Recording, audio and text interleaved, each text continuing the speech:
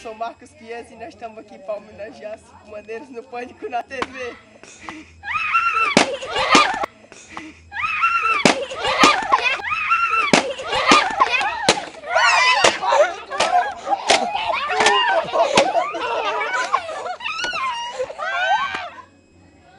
E aí aquela gatinha lá, mano, como é que tá? Como é que tá aquela gatinha? Taca devagar nela, cara, taca devagar.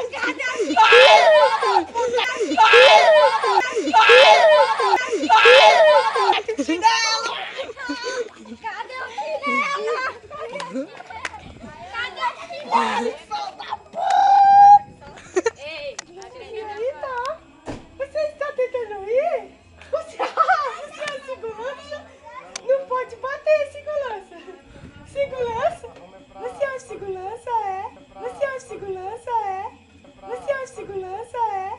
Você tá com raiva? Você viu você tá cagando, viu? Não vai rir agora. Não vai rir. Você tá se confundindo, Nossa? Você tá se confundindo? Sai. tá assistindo o jogo do Fluminense? Sai aqui, me conta do jogo, sai. O jogo é do Vasco, é? Você vai ir? Você vai ir? Não vai, não. Tá, tô fazendo. 2, 3.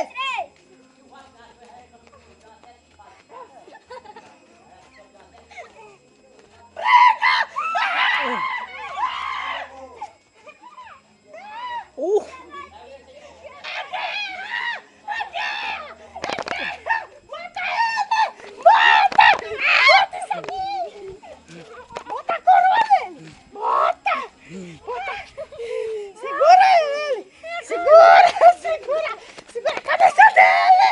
Segura! E assim fechamos mais um quadro do Marcos Chiesa.